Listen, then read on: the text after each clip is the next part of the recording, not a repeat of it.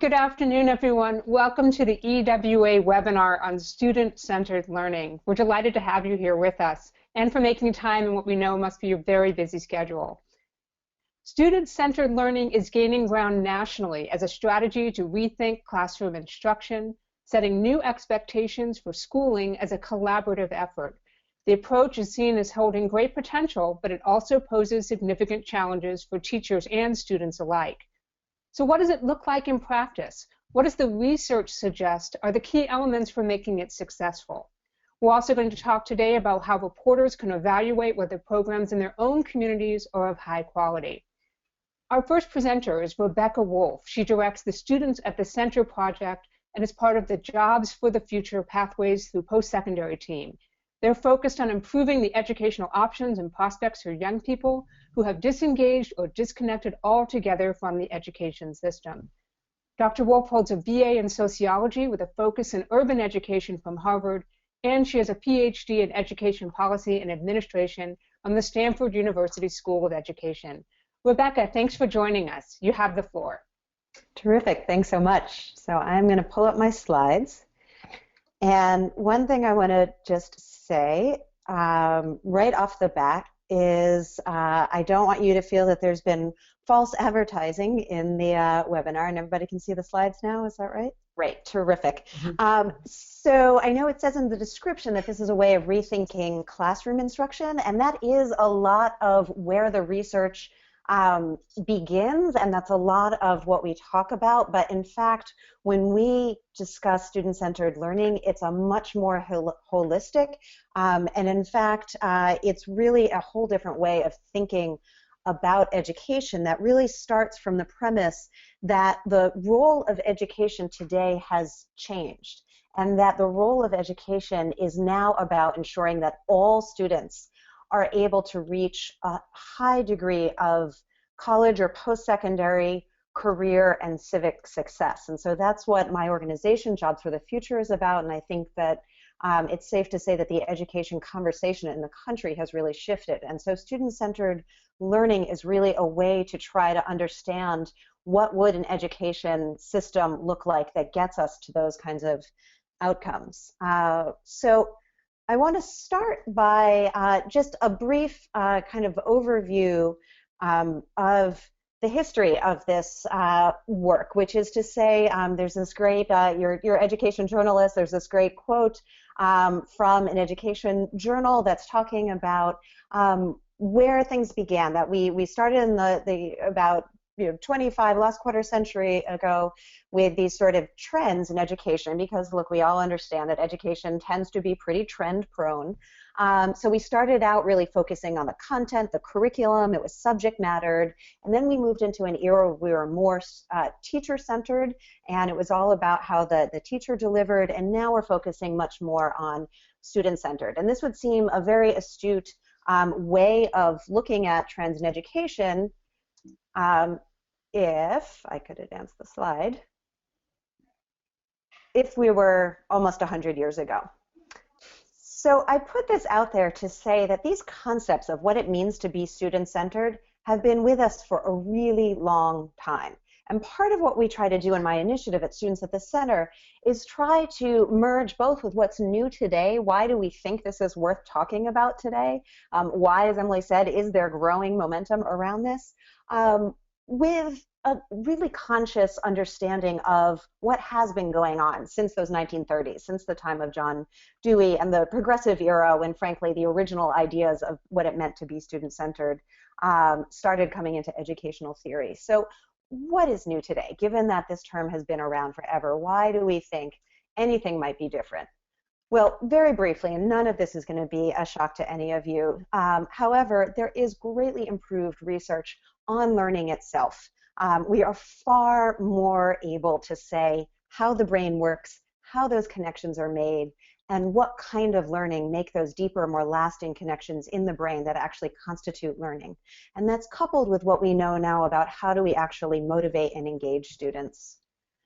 So secondly, new technology. There's simply never before been a time when we had the kind of technology that could individualize and personalize the way a student-centered approach asks us to do, at any kind of great scale. In the time of Dewey, this was great for little boutique schools, but there was no way they could have done that as a country because we didn't have the kinds of things that make it possible at scale that we have today.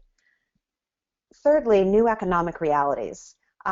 There is no longer any question that our students in today's high schools or in today's school systems need not just that high school credential, but they need some kind of post-secondary credential. It doesn't have to be a 4-year degree, but they need some kind of further education if they're going to be able to earn a family-sustaining wage and be competitive in today's economic marketplace.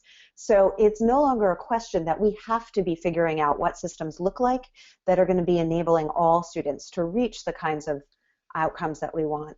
And this has contributed to political will and momentum. Now, these slides were written before the midterm elections. We haven't exactly taken the pulse of what that change will be at the federal level, but it is certainly true that the state and the local level, that it is no longer a question that we have to start figuring out what an education system is going to look like to move our students into the future. So there is a lot of political will and momentum. And finally, the reason that I'm here today talking to you is that we believe that we finally have a whole lot more clarity as to what we mean when we say student-centered. So even though this term has been around at least since the 1930s, and although it is used to mean all sorts of things, what I'm going to try to convey in the next 5 to 8 minutes or so is that based on the research work that we've been doing in the past 4+ years, we believe that we've hit on a much tighter, a much clearer way of thinking about these concepts. So what we've done at Students at the Center is we have spent, again, about 4.5 years working across multiple fields and working with some of the best academic minds in education to commission white papers that tackle core areas of all of what might constitute student-centered learning and what constitutes good learning. And we've distilled those into what we hope are fairly user-friendly white papers that we then create tools and materials and resources off of that help practitioners and policymakers and hopefully journalists understand these concepts. And so when we talk about student-centered learning, what we really mean and what we've distilled all of what we could find in the best of research on how the mind works, learning theory, and motivation is that we think it comes down to basically 4 tenets, 4 central principles that are wrapped within a larger framework. So here they are. So first, this is not one of them. This is the goal, because we always start with, well, why do we care? What is it we're actually trying to build a system around? So for us, and for our partners in this field, it's really about the fact that students no longer need just the writing, reading, and arithmetic, that if they're going to succeed in today's economic workforce, they're going to need knowledge, certainly the content, deep, rigorous knowledge, but they're also going to need those skills and dispositions. So thinking about their own thinking, ability to work collaboratively, all of those things are absolutely pivotal to how we think about student-centered learning. So how do we get to that ultimate goal? So again, this is what we call the 4 tenets, 4 strategies. You are going to have a handout that's available to you after this webinar that gives you how we define it. So I'm not going to give you my straight definition for each of these. What I'm going to do is give you a set of questions that when you're in a school, when you're in your district, when you're trying to figure out, is what I'm seeing really student-centered? This is a set of questions that you want to be asking. So 1, is it personalized? Is what you're seeing, is this reform, is this idea meeting the needs of individual students? What they need to learn, how they like to learn, their interests, what motivates them, what engages them? And is it doing it in a way that builds on personal relationships, that connects peers to peers and connects peers to the other adults in the building? 2, is it competency-based? Now, competency-based ed goes by a lot of names these days. If you hear proficiency-based learning, mastery-based learning, it's all basically the same thing. And what you want to be looking for here is, does it take those big concepts of education, of what we need, again, to really be getting out of at least a secondary system knowing, and does it break it down into smaller pieces and smaller pieces of more modular knowledge that are, I like to call them bite-sized chunks. But does it always keep in mind what those bite-sized chunks are rolling up into? And does it enable students to tackle those bite-sized chunks when they're ready?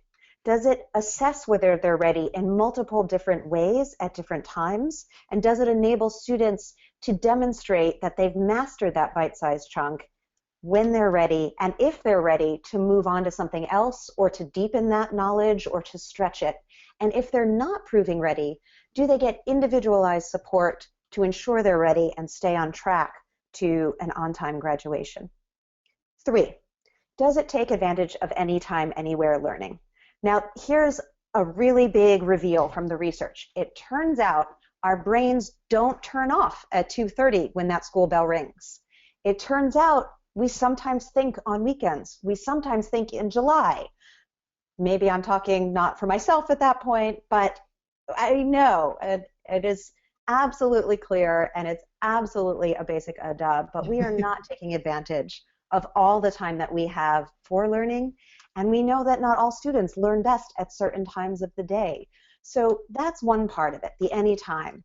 Then there's the anywhere. We know that there is immense amounts of information to be captured in the communities, in online settings, in digital learning, and within the school building itself, not just in a math room, but across the multiple disciplines and across multiple places in the school building. So does the learning that's taking place take advantage of that, or does it force things into false silos? And 4, is there student ownership of their own learning? Do students have voice and choice over substantive aspects of their learning? Not just what's the theme for prom, but do they actually get to choose when they're ready to learn, what they're ready to learn? And I want to say here that that does not mean the student gets to decide whether they've mastered something. The student always gets to decide their learning path. One of the best examples I like to use is I have a child in kindergarten. My son is in an after-school program, and in this after-school program, he is allowed every single day to choose his main activity. And they have science core, and they have arts core, and they have a reading core. And every day when I ask him at the dinner table, so what was your choice? He tells me, gym. So that is completely student-owned. He is getting to choose every single day what he wants to do. Frankly, it's anytime, anywhere learning. He is getting to take advantage of things after the school day. He is getting to personalize because he loves his gym teacher. She's fabulous. She comes up with these amazing games. I don't know if I would call it competency-based because they don't grade them on gym. So I would call that fairly student-centered at this point in his academic career. If he is still getting to choose gym every single day and after school, in 3rd grade, in 4th grade, in 6th grade, that's when I'm going to start having some conversations with his teachers. Because part of the student-owned piece and part of the whole framework is that to be student-centered, it needs to be developmentally appropriate. And you'll notice there's not, at the moment, there's no connection between those 4 tenets I just told you about and the ultimate goal. And that connective tissue has to be there. And that's what we call deeper learning. So when we talk about student-centered approaches at Students at the Center, and when many of our partners, both in the field and some of our other research partners talk about it, it has to be with an eye to getting to those more rigorous outcomes. Because the most student-owned, student-friendly, student-loving education in the world is not going to get you to what that ultimate outcome was. And again, that's why I purposely started with the ultimate outcome where you saw nothing else on the screen first. Because when we talk about student-centered learning today, it has to have all 4 of those elements, and they have to be working together, because that's how you get the amplifying effect, that it's when you work with all 4 of those elements that you start getting much better results we are seeing on those deeper learning skills that lead you to the college career and civic outcomes that we want for all students. Now, I want to just pause and acknowledge that this is hugely overwhelming. Thank goodness we have Leslie here who's going to talk to you next and bring it a little bit more down to reality and say, well, what does this actually look like in a school and in a classroom? What I'm trying to lay out is that this is a holistic vision of where education should be going. It doesn't mean that every school is doing it every moment of the day, every teacher is doing it every moment of the day, but that we're hoping is that more and more schools and school systems and community members and education stakeholders are keeping this aspirational vision in mind. So you're probably saying, well, my school has a one-to-one computing initiative. Is that student-centered learning? Or I hear a lot about portfolio-based learning. How about that? Is that student-centered? All of these great, juicy, interesting projects that are being done, really innovative things with education. Is that what we mean by student-centered learning? I would ask you to really interrogate those concepts. When you are told we are a student-centered school because we do X, and X is something like a portfolio or a capstone, to think about those 4 elements, because the way we look at it is those are all tools in service of the larger vision of what it actually means to be student-centered. They are great, great things to do along the path of being student-centered. They don't themselves equate student-centered. It's not enough to just do adaptive computing. You can do adaptive computing in a way that is completely driven not even by the teacher, but by the machine, where the student has no voice and choice in how they are choosing their next lesson and the modality of how they like to learn. So you're not getting to that larger student-centered framework, and the reason that we care so much about that, again, is that from all of the scans of research that we are doing, it really takes each of these elements to get you to more of those outcomes that we are trying to get to. So I just want to close by giving you a few more resources. Again, you'll have available to you 2 handouts after this. One is our basic overview that defines each of those elements a little more concisely and how it looks. And then the other is an FAQs. So what are some of the things when we talk about this? What do we most often hear? Where do we think there's confusion? And how do you start to parse all those different terms? So that'll be available. In addition, Students at the Center, the initiative on our website, if you go to studentsattthecenter.org/topics, that's where all of those research papers I referred to are, as well as the book from the first series of research papers that we put together. We edited that into a compilation that's really directed at a practitioner's level. So how do you understand the brain in a way that it applies to the classroom? And we do update that site frequently, if not with our own research compilations and analysis, but with others. And so the other way to stay on top of things is subscribe to our newsletter. So every monthly newsletter is a roundup of both what is Students at the Center putting out, but we really see a big part of our role is pointing you towards what are some of the best research and resources out there that align to our framework and that are also high quality, either tools or research that is also user-friendly. So that's highlighted every month in our newsletter. And the final piece that we're so excited about is we are launching in January a resource hub. So the current website is going to morph into a much more interactive hub that's going to have as its first audience parents, students, and educators, but will eventually grow to more policymakers, school board members, general public, and there's going to be all sorts of things up there, from the reports themselves to clickable maps of where is student-centered learning happening, to a social media portal. So we are pulling in the conversations that are happening around issues related to student-centered learning in one place, rather than recreating new chat rooms, all sorts of resources searchable in all sorts of ways. And last, I'll just leave you, this is a list of some of my favorite research that Students at the Center did not put out, but it certainly is part of what we're curating. Some of the best studies that I think that have come out in the past couple of months that tackle different aspects of what it means to be doing student-centered learning in a way that gets you to those deeper learning outcomes. And so I think all of this will be available afterwards, and that's all I have to say. Thank you so much, Rebecca. That was fantastic, very concise and also comprehensive.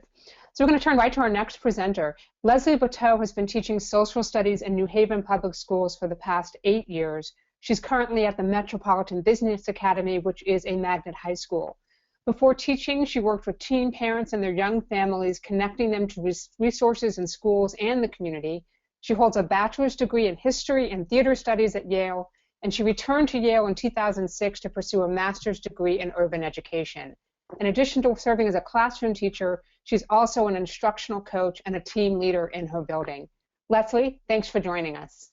It's great to be here. Thanks for having me. So yes, I am a classroom teacher and I teach 11th and 12th grade social studies. So I'll be speaking specifically from that perspective, as well as highlighting some of my colleagues' work as well.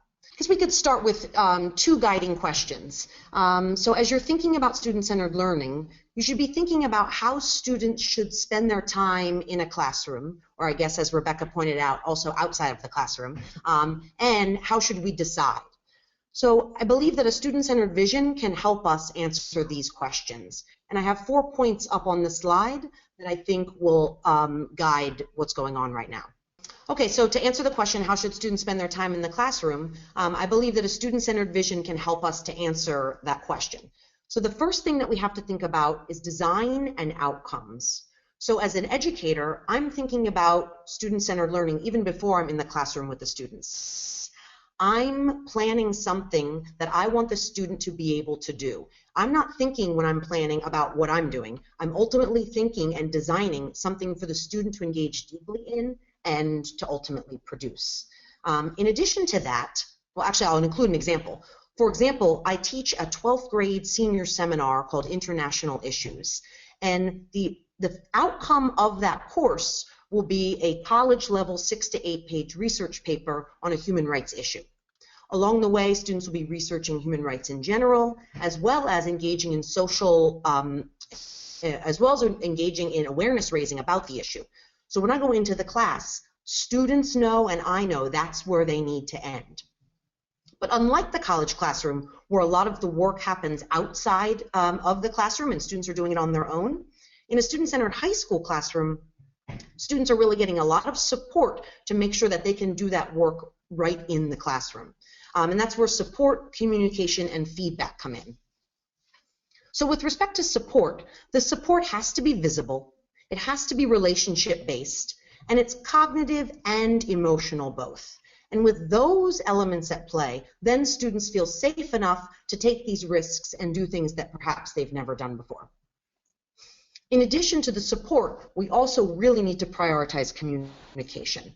Open lines of communication between teachers and students, and between students, and between teacher, student, and community are key. With this in mind, we also have to pay close attention to the interests and strengths of students. And as a teacher, I'm building off of those as I'm finding out more about my students. And the last piece of this one is the feedback. With student-centered learning, the goal is continuous improvement. It's not sit down, take the test, finish, file it away, never to think about it again. It's we're engaging in this process, and if we're going to succeed on this process, we have to keep coming back and refining our work. And teacher feedback is crucial there. I've found obviously person-to-person communication, but also email and the use of Google Docs is really key with that piece. In addition, reflection is a key piece. So if we go back to this test example again, students get a test back, they put it away, and that's it in a traditional classroom. In a student-centered classroom, student gets feedback on their work, and they have to step into the role of self-assessor more often, more frequently.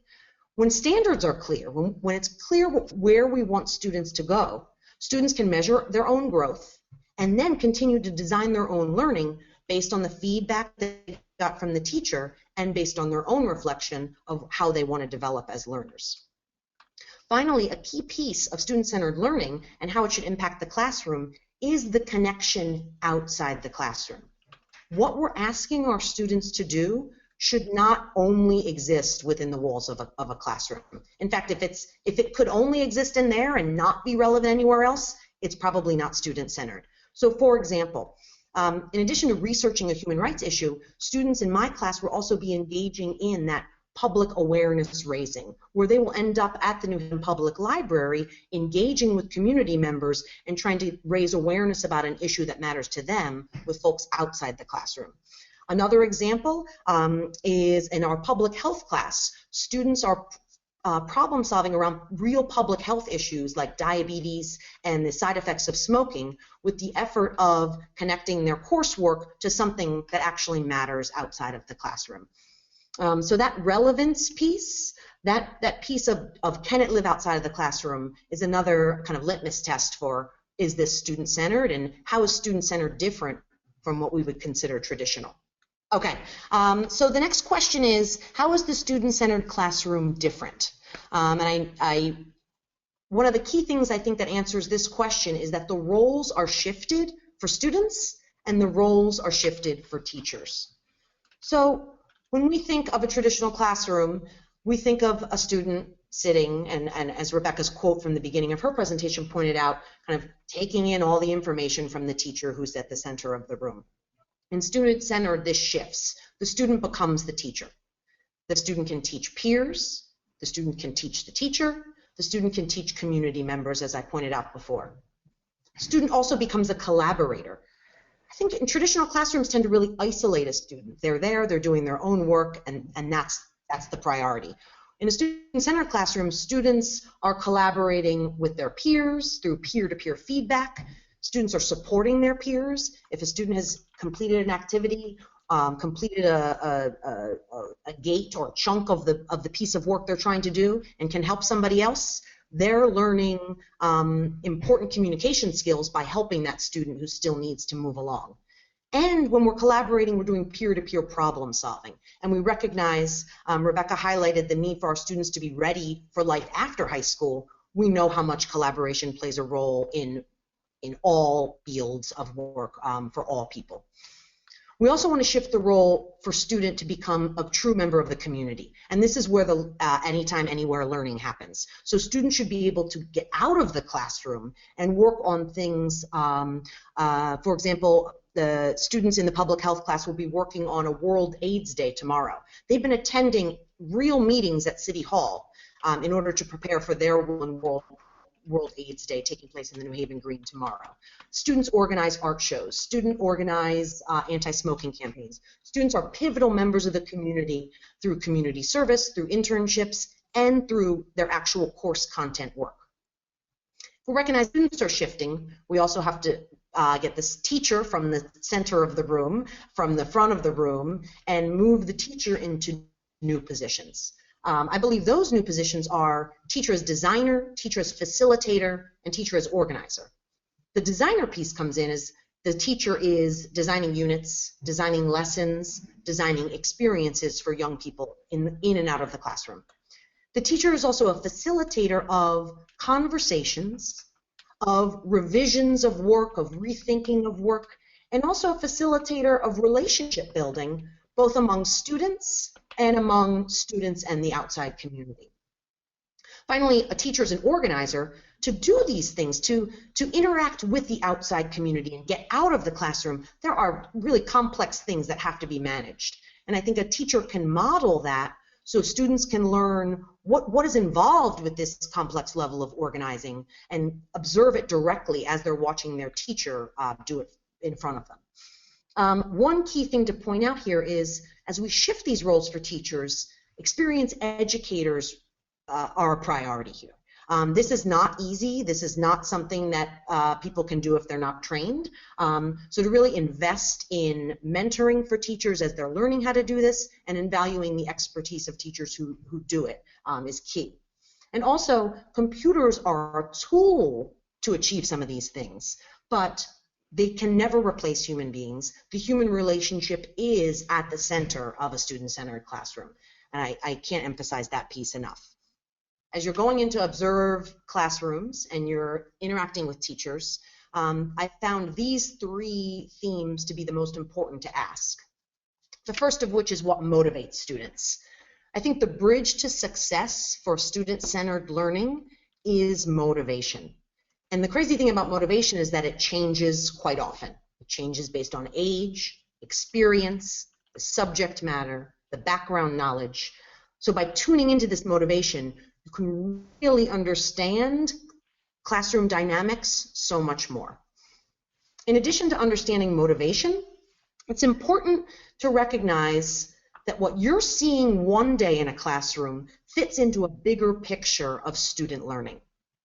So for example, if you visited my classroom yesterday, the International Issues class with the Human Rights theme, you would observe students working on their portfolios for the first trimester to demonstrate their base knowledge of specific human rights issues. You'd witness me conferencing one-on-one with students as they were showing me and evaluating themselves as to how they think they did, based on the rubric I gave them, how they did with their portfolio.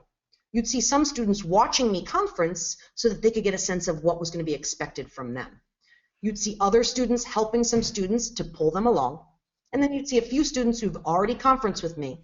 They've already met the standard, and they're moving on to the next chunk of work.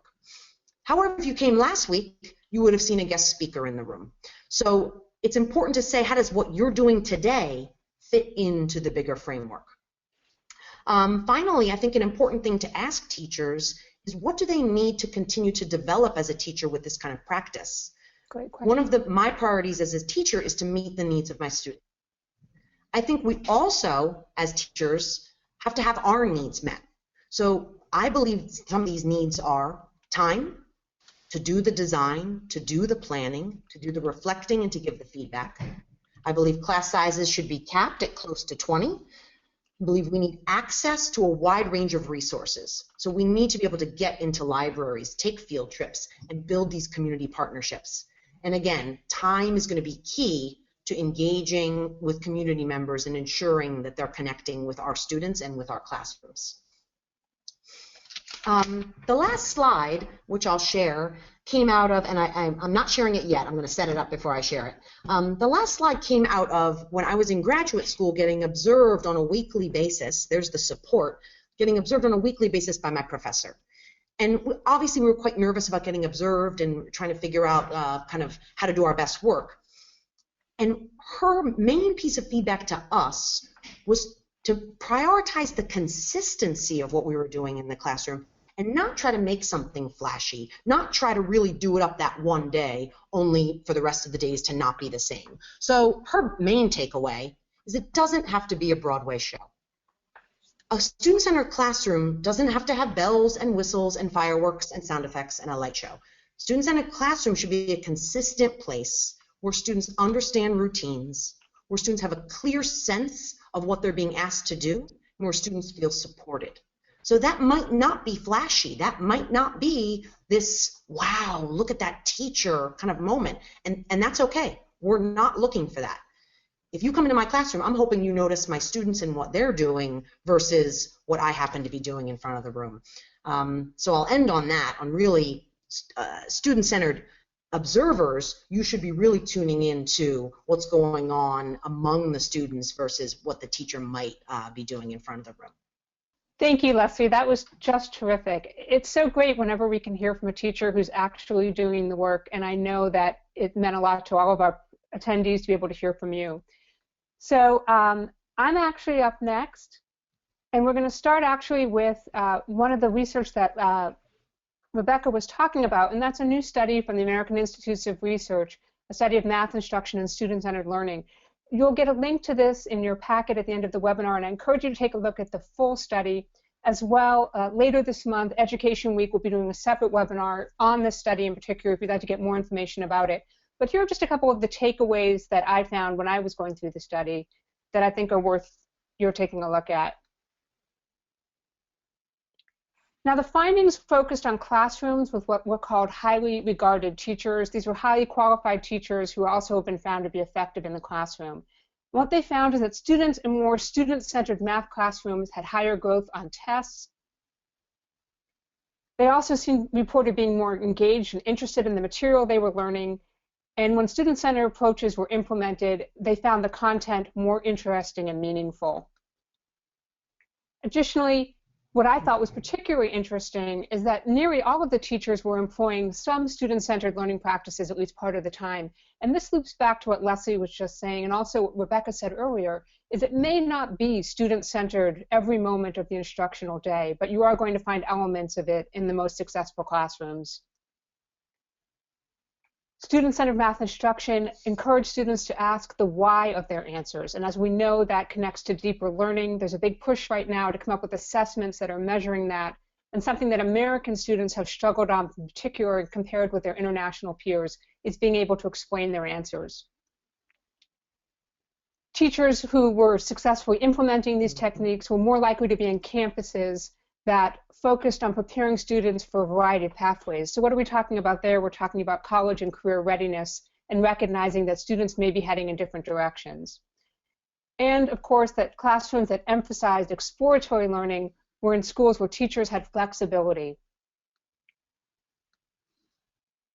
Keeping in mind, of course, the mantra that correlation is not causation.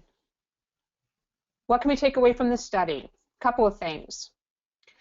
It looks like student-centered learning has the best chance at success where there is teacher buy-in, what Leslie was talking about, flexibility in classroom instruction, and of course, significant professional development and support. And as Leslie just said, it's not just about what you're doing that day as a teacher, but how can you continue to grow and continue to be the best teacher you can be.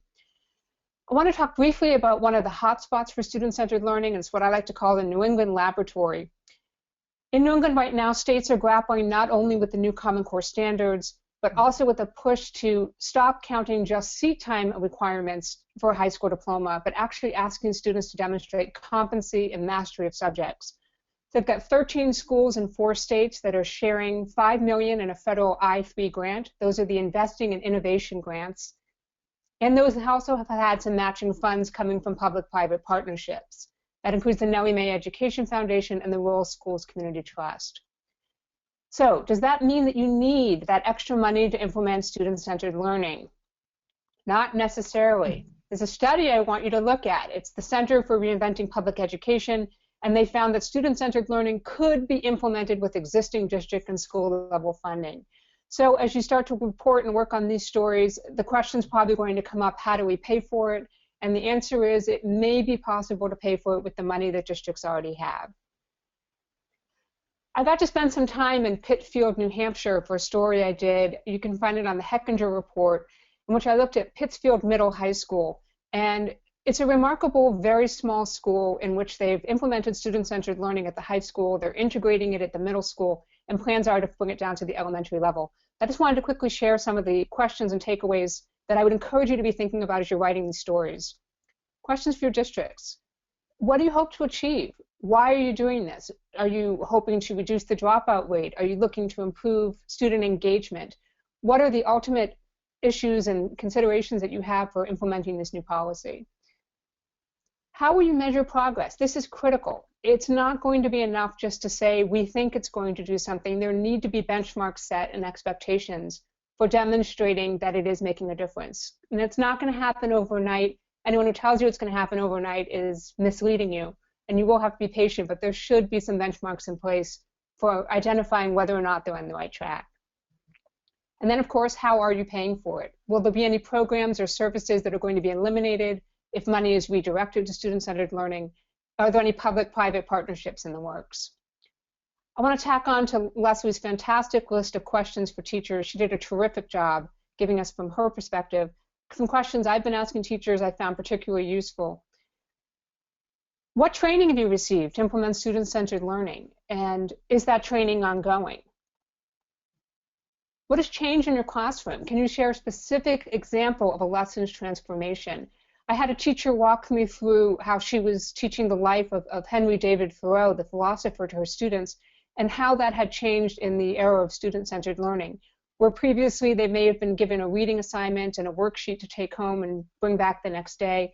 Now, instead, they were coming up with their own ways of demonstrating their mastery of that topic. In some cases, it was setting up a debate over his philosophies between a group of students. One person chose to write a more traditional paper, but students were being given an input and a choice in how they demonstrated the mastery of the content. And then, of course, what have you noticed in your students' attitudes and performance? What have you, as the classroom teacher, what are you seeing? I also wanted to encourage you to ask teachers, particularly, and this will be a question I have for Leslie, is would you have benefited from working with a student-centered learning model when you were a brand new teacher? Or do you think it's something that really needs support for veterans? Questions for students. What's different about your classroom experience? What do you like about student-centered learning? And then, of course, the inevitable follow-up, what would you like to change? And then how are you getting feedback on your performance? How is that different from a traditional report card? How often are you talking to your to fellow students about your work, and to your teachers and your parents and your peers? And finally, a question for parents. The first one is the big one, folks. What did you know and when did you know it? How involved was the community in the decision to switch to a student-centered learning model? In Pittsfield, New Hampshire, the conversations around this actually began a good 3 to 4 years before the district implemented student-centered learning, and that was adopted pretty much at the request of parents who said, we need to do something different to make sure our kids are prepared for different kinds of life in college and career, and we think student-centered learning sounds like the way we would want to go. So it was done with full buy-in from the parents. This is not something you can spring on a community. How often are you getting updates on your children's progress? And then, of course, have any expectations changed for your involvement in your child's learning? A couple of things to remember.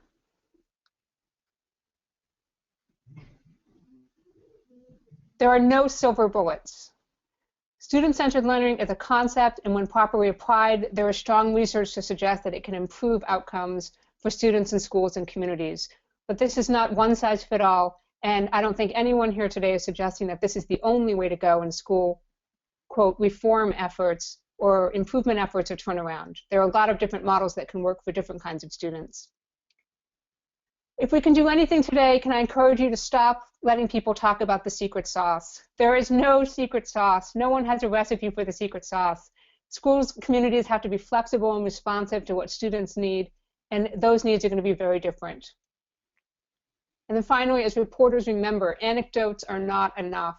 You may have to wait for some hard evidence, quantifiable and qualifiable, but it's not enough just to have a principal or superintendent tell you this is what's going to work.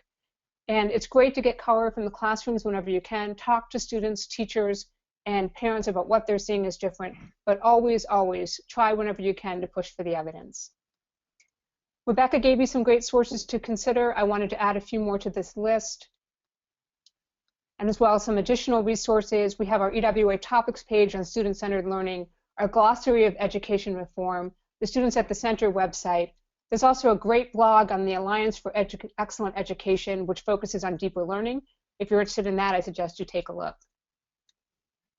Thanks, everyone. So I'm going to turn it back over to the full group, and we're going to jump right into your questions. And I see we do have some questions already, so we're going to jump right into them. But the first question we'll have actually will go to Leslie. Leslie, as a first-year teacher, would you have wanted to work at a student-centered learning focused school? I think I'm quite privileged in that I think I did. I still work for the same principal that I worked for when I was a first-year teacher 8 years ago. And I was lucky to have attended the urban education program at Yale that was very tuned into the student-centered philosophy. With that said, I was not doing the same things then that I was doing now.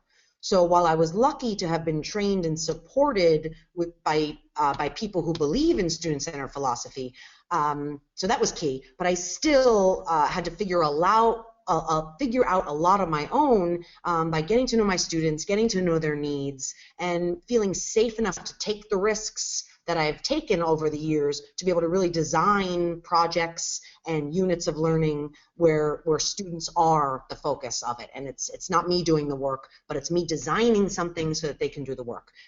So I think it's great for a first-year teacher, but I think we should also trust and believe that it's going to take time to develop, and you're going to get better at this. And teachers with experience are great mentors for new teachers who are coming along wanting to be student-centered. But it's certainly not a veterans-only thing. It's a philosophy that I think teachers should be trained in at the university level. Rebecca, we have a question from Sharice Newsom. She's in Virginia. She said that you mentioned how student-centered learning can work, but she covers a low-performing urban district where students in poverty often come to school with many social and academic need gaps. How can student-centered learning help them when they struggle with basic skills? That's a great question and one that we get often. So my background actually is in where I started with what we call back on track to college schools, schools that have been developed as the new model from what we used to call alternative schools, which is basically the holding pen for the kids we don't know what to do with. And so I spent a lot of years when I first came to Jobs for the Future working with schools for exactly those youth, the youth that either had dropped out and were covered or were overage, overcredited. And the truth is that in schools that have served those youth well, they have always been doing student-centered learning. They just didn't call it that. Because you're getting youth that have huge, we call it the Swiss cheese approach to education, where there are huge holes in their education history. The only way to fill those holes is by more of a competency-based approach. The only way to keep those kinds of students are engaged is by thinking about where are they coming from, what do they personally need, and rather than asking them to repeat all of Algebra 1 over, finding out, do they understand certain concepts of algebra, and if they have a fear of math, how are you going to build a relationship with that student to get them past that fear of math because they have so many previous barriers. So we actually think these kinds of approaches not only work just as well in schools for those kinds of students, but are almost more important that we be thinking about it. And again, I've worked with quite a few schools that have exclusively or overwhelmingly those populations of schools that have taken very much a student-centered approach. Leslie, we talked about high schools. I think it's easier for people to imagine this happening in a high school or middle school setting, but it can work in elementary school as well, right? I think elementary school is student-centered learning by design. I think we, traditional middle school and high school, sort of unlearn it and think we've got to have the teacher lecture, or we have to kind of be more strict, or not pay attention to the social and emotional needs of kids. Whereas a first grade classroom is student-centered, or it ought to be. I worry about current reforms that are moving in the other direction. But a first grade classroom is student-centered because the needs of the children are being met, the social, emotional, and academic needs. And I feel like we're just continuing the best practice of early childhood educators by pulling this through to the middle and high school level.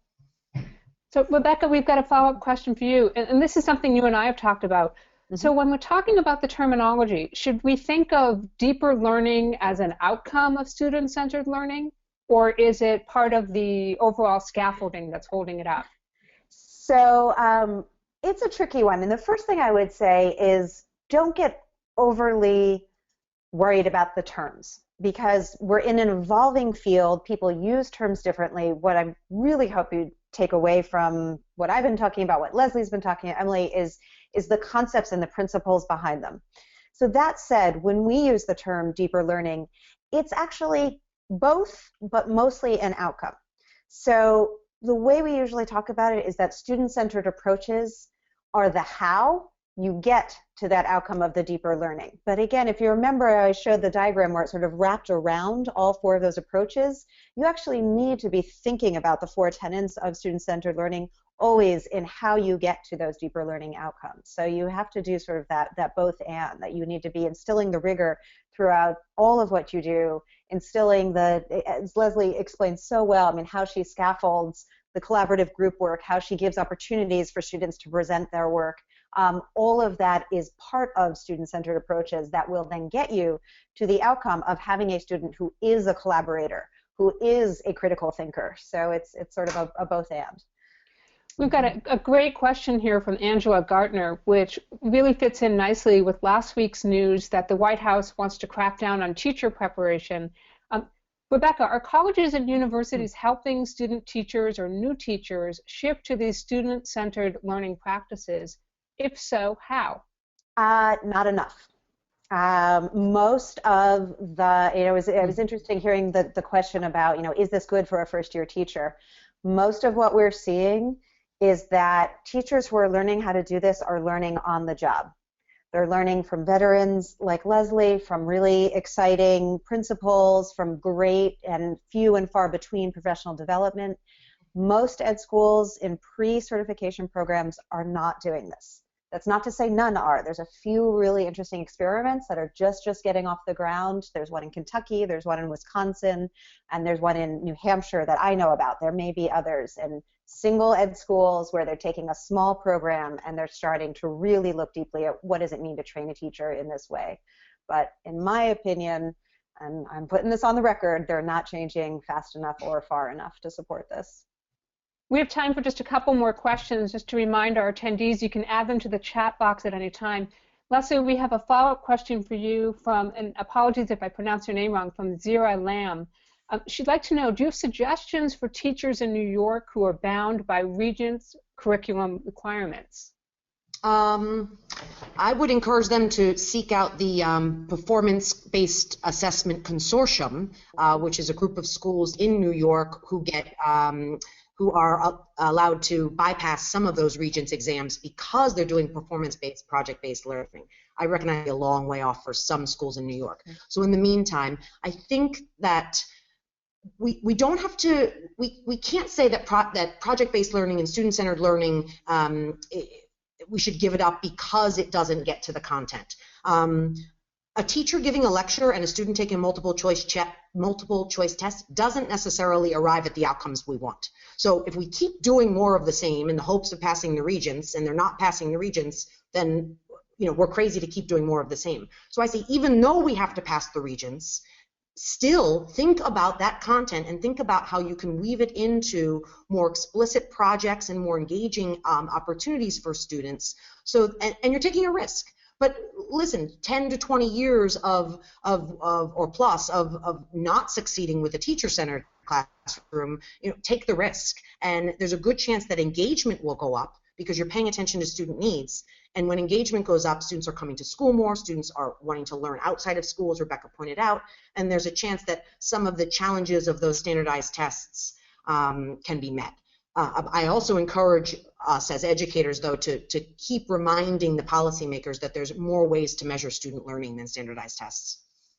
So the next question. Add one more New York Go research? right ahead. So there's and absolutely, I completely agree with seeking out what's happening in the Performance Consortium.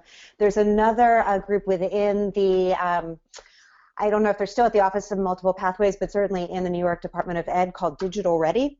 And they are training teachers within the New York system that has to take the Regents test in completely student-centered ways that have a real emphasis on the technology, but very specifically, as I was talking about earlier, technology as a tool in service of, and they are thoroughly aligned with all of the student-centered research, and they're another great resource of sort of how folks are dealing within existing systems at the same time that we are pushing very hard, as Leslie said, to start to change those systems.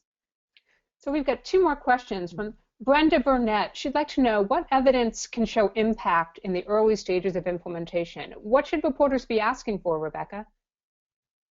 I would go back to that AIR study on math, which I just thought was such a terrific way of really breaking down in a very, very specific way in one content area with just a few teachers, how would you actually know? So that's a really deep way to get at it. The other kinds of evidence that we think, so, and again, it's back to the conversation we were just having, you can't do something in an incredibly student-centered way and then test it on old tests that don't actually meet that and say whether or not student-centered learning is working. That's the real challenge we're having right now.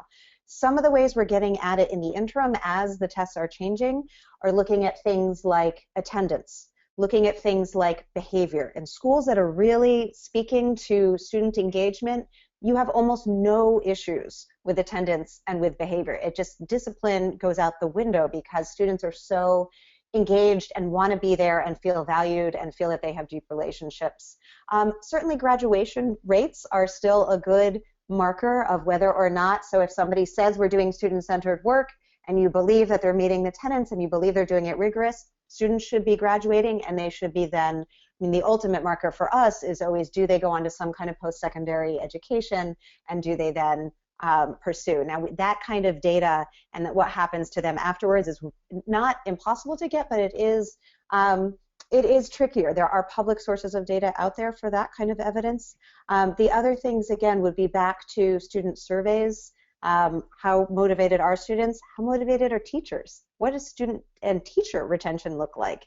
I think we're starting to see better teacher retention in places that are well supported in moving to student-centered, because teachers are saying, yes, this is why I got into teaching, was to actually help students learn, not to read off of a syllabi or take you through a textbook. And then just quickly, one last question from John Fensterwald. He wants to know, are there areas of content or academic standards that will not be covered in a regular day as a trade-off for student-centered learning? And I would just say yes. That would be my answer. It is. It is often about depth and how we learn and how we learn how to think, rather than marching through every content point in Western Civ. but that again is what we're finding makes for an actual lifelong learner, that it's going to succeed in the economy once they have left the shelter of secondary ed. We've actually reached the conclusion of our webinar time. You all have been fantastic. Thank you for your questions. I want to thank our presenters again, Rebecca Wolfe at Students at the Center, the Jobs for the Future program, and Leslie Blatteau, a teacher from the Metropolitan Business Academy in New Haven. I also wanted to thank the Nellie Mae Education Foundation for helping make this webinar possible. If you have any questions, need any help with a story, don't forget we're here for you. Go to ewa.org, check our topics pages. We have everything you need from classroom technology to teacher workforce. Have a great day, everyone.